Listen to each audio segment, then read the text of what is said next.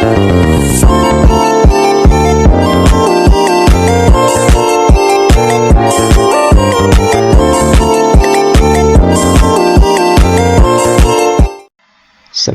warahmatullahi wabarakatuh. Baik, kami dari kelompok 11. Di sini kami mendapatkan tugas dari Bapak dosen dengan judul Al-Kalamu 'anid Durusi wal Mawadi. Di sini kami akan menjelaskan apa itu pelajaran dan mata kuliah. Lanjut ke videonya. Bismillahirrahmanirrahim. Assalamualaikum warahmatullahi wabarakatuh. Alhamdulillah alamin. Wassalatu wassalamu ala asyrafil anbiya'i wal mursalin wa ala alihi wa sahbihi ajma'in. Amma ba'du. Yang pertama-tama adalah kita ucapkan panjatkan rasa syukur kita kepada Allah Subhanahu wa taala yang telah memberikan kita rahmatnya sehingga kita bisa mengerjakan tugas kelompok dari Bapak dosen. Dan yang kedua, tanpa pula kita aturkan sholawat kepada junjungan Nabi Muhammad SAW yang telah membawa kita dari alam jahiliyah menuju alam yang terang benderang, dengan kata lain Nazulumatin.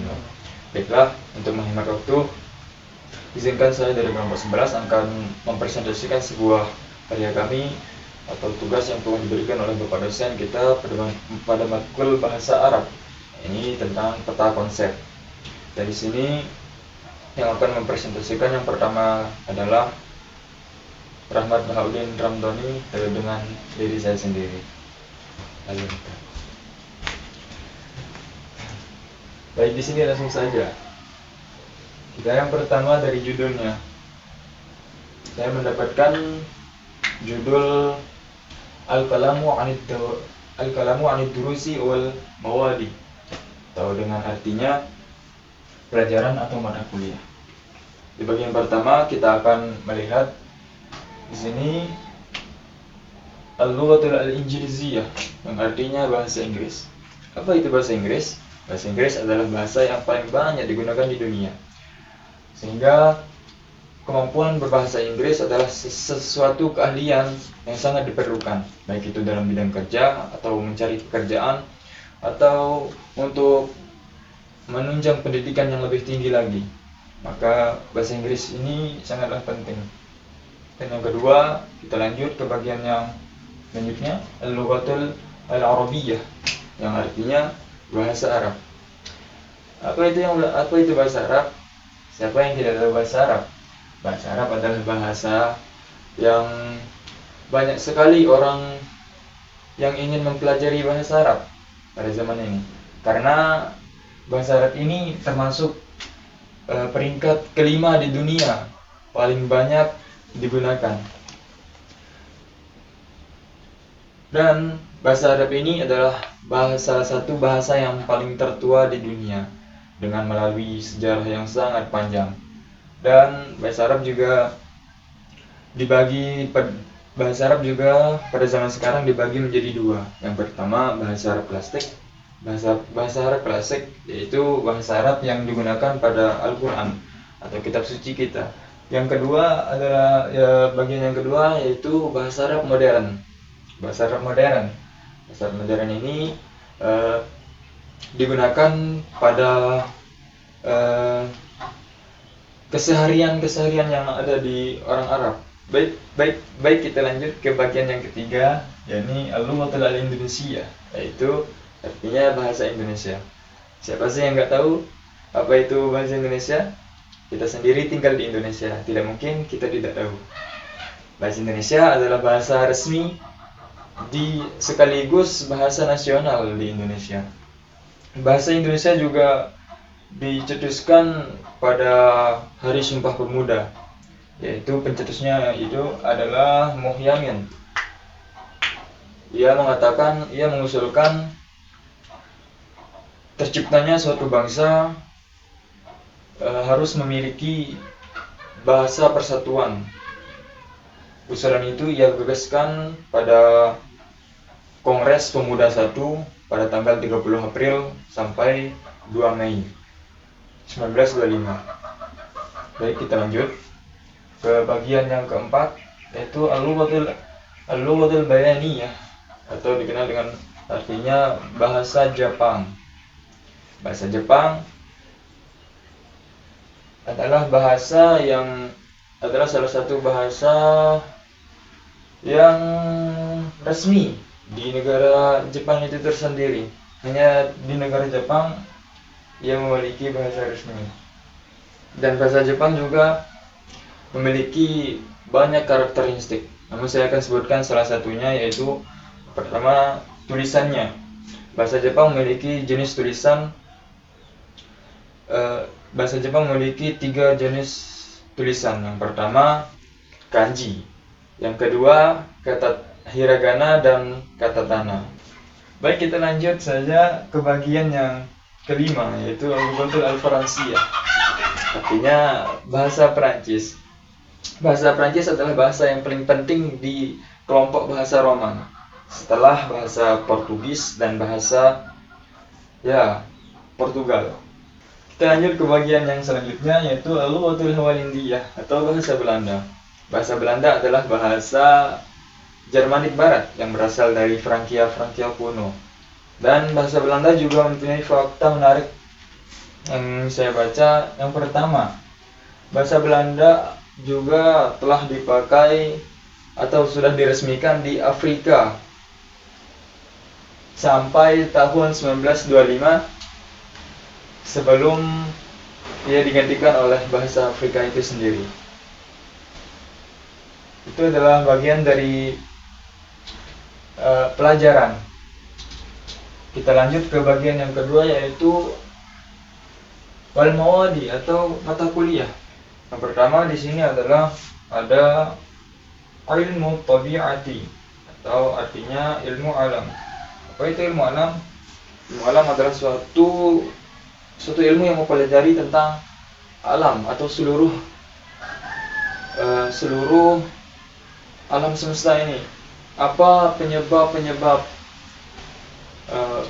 fenomena alam itu terjadi, itu dibahas di ilmu alam. Baik, kita lanjut ke bagian yang selanjutnya, yaitu al-ilmu al-asari al-qadimati, yang artinya ilmu arkeologi. Ilmu arkeologi ini adalah ilmu yang mempelajari kebudayaan manusia pada zaman dahulu. Lalu bagaimana ia mengetahui kebudayaan manusia pada zaman dahulu? Ia mencari tahu dari bekas-bekas peninggalannya, atau dia mencari bekas-bekas peninggalannya ke dunia, harta duniawi yang telah ditinggalkan oleh manusia pada zaman dahulu. Kita lanjut ke bagian yang selanjutnya, yaitu ilmu ihya'i atau ilmu ahya'i, yaitu ilmu biologi. Dimana ilmu biologi merupakan ilmu yang mempelajari tentang makhluk hidup, lingkungan, atau interaksi di dalamnya. Ilmu biologi juga mempelajari semua makhluk yang ada di bumi ini, baik itu berbentuk hewan atau apapun itu termasuk biologi. Yang selanjutnya kita lanjut ke bagian 4, yaitu ilmu zara'ati, yaitu ilmu agronomi. Ilmu agronomi adalah ilmu yang mempelajari tentang tanaman, pertanian, dan semua yang menyangkut pertanian, sehingga membuat pertanian yang ada di negara menjadi optimal. Dan yang selanjutnya kita beralih ke al-ilmu amarati, yaitu ilmu arsitektur. Seperti yang kita ketahui, ilmu arsitektur adalah cabang ilmu teknik dan seni. Kedua ilmu tersebut dicampurkan sehingga orang yang mempelajari ilmu arsitektur akan membuahkan hasil, ia akan membuat seperti ia merancang bentuk bangunan, strukturnya dipelajari dalam ilmu arsitektur. Dan yang selanjutnya yaitu ilmu zahirati atau ilmu fenomenologi. Ilmu fenomenologi adalah ilmu yang mempelajari fenomena atau dari mana asalnya fenomena yang telah terjadi. Ia mengungkap penyebab-penyebab fenomena itu terjadi. Baik, kita lanjutkan ke Yang selanjutnya yaitu ilmu jarosimi, yaitu ilmu bakteriologi. Mana ilmu bakteriologi adalah cabang ilmu yang mempelajari kehidupan dan klasifikasi bakteri. Ia mempelajari tentang bakteri-bakteri kecil. Ya seperti itulah. Baik, kita lanjut ke bagian yang selanjutnya, yaitu ilmu idarati atau ilmu manajemen bisnis. Dimana ilmu manajemen ini paling banyak diminati oleh mahasiswa, sehingga karena ilmu manajemen ini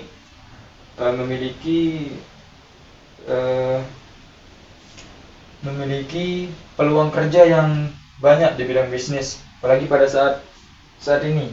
Kita lanjut ke bagian yang selanjutnya, yaitu ilmu adawiyati atau ilmu farmasi. Ilmu farmasi ini mempelajari tentang kedokteran atau biasanya pada kosmetik.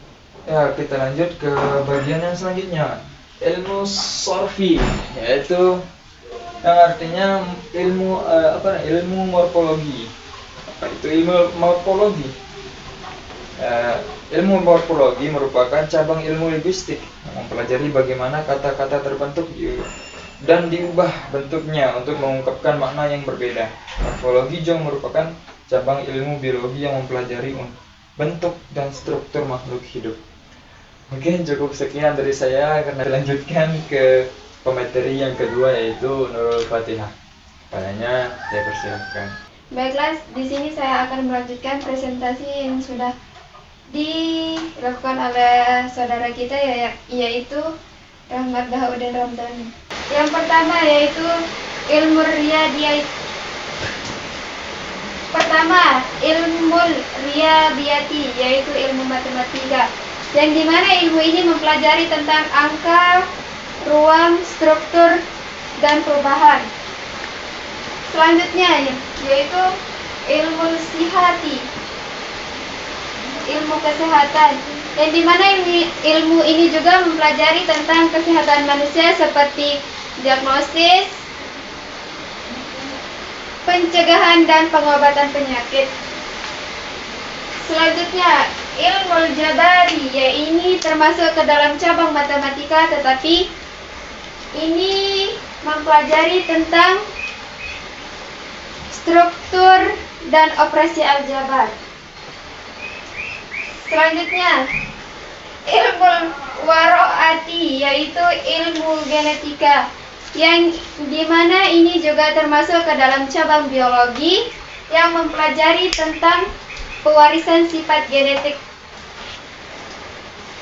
Selanjutnya ilmu ihsai, yaitu ilmu statistika, yang dimana ini mempelajari tentang penyimpanan, analisis, dan penyajian data. Selanjutnya ilmu filsafat, yaitu ilmu filsafat yang dimana ini mengkaji tentang pertanyaan-pertanyaan dan pengetahuan nilai-nilai akal budi dan bahasa. Selanjutnya yaitu ilmu taulidi, yang dimana ini termasuk ke dalam cabang ilmu kesehatan dan mempelajari tentang perawatan wanita, persalinan, dan proses melahirkan. Selanjutnya yaitu ilmu ma'lumati, yang dimana ini mempelajari tentang penyimpanan, pengolahan informasi. Dan yang terakhir yaitu ilmu ijtimai, yaitu ilmu sosiologi, yang dimana ilmu sosiologi ini mempelajari tentang perilaku sosial antar individu atau kelompok. Mungkin hanya ini yang dapat saya sampaikan. Wallahul muwaffiq wal hadi ila sabilir rasyad. Assalamualaikum warahmatullahi wabarakatuh. Baik, mungkin hanya itu yang dapat kami sampaikan dari kelompok 11. Apabila ada salah-salah kata atau salah-salah tingkah laku yang berkenan kurang berkenan, di hati Bapak dosen atau hati para pemirsa yang menonton, mohon dimaafkan sebesar-besarnya. Sekian, wallahul muwaffiq wal hadi ila sabilir rasyad. Assalamualaikum warahmatullahi wabarakatuh.